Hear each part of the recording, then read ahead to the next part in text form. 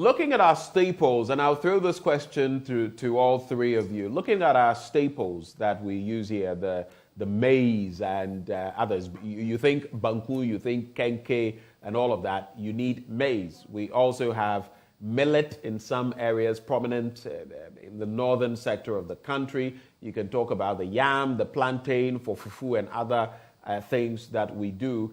How do you feel we fared? I pose that question because at a point, things have become so expensive that the Agric Ministry itself had to set up a market.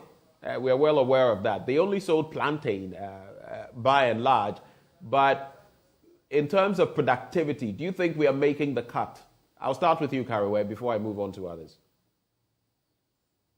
Well, if you look at our agricultural development policy, which was the Planting for Food and Jobs, it recognized that we could not overnight cover all the crop areas. So it started with 5 crop areas to support them to produce, which government thought was the major staples that we eat in this country.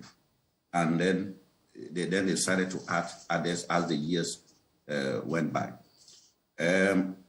So you don't expect us to have food sufficiency in all these crop areas. But unfortunately, sometimes when you hear the statistics and the statement that Ghana is self-sufficient in food production, you ask yourself, food is made up of a number of foodstuffs.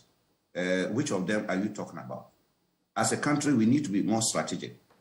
If maize is the major staple in our country, and we think that we have got that potential, and we think that we can invest more in it, then we should do that and become self-sufficient in maize production, as well as rice, as well as tomato. But what we are doing is trying to create the impression that we are self-sufficient in everything. Unfortunately, 2022 exposed the weaknesses of our agricultural policy, particularly the Planting for Food and Jobs, for all these years. Why am I saying that? Instead of the areas that we spent much more money in supporting, like maize, rice, soya, and the rest, being available, we did not have it. And our poultry industry is collapsed because there's no maize, there's no soya. You know, we don't have the rice. But instead, the areas that we have not spent money on, like plantain, is what was in the system.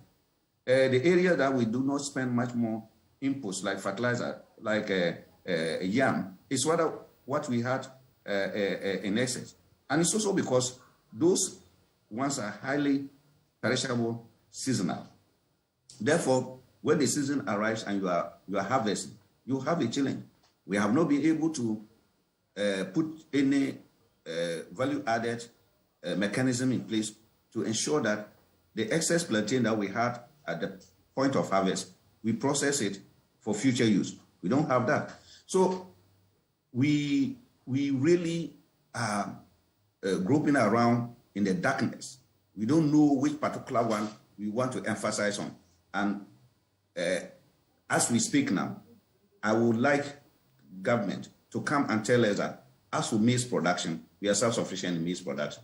Rice production, we are self-sufficient in rice production. Unfortunately, these are the major foodstuffs, maize, soya, and the rest. But you can see that we just simply have insufficient output from those areas.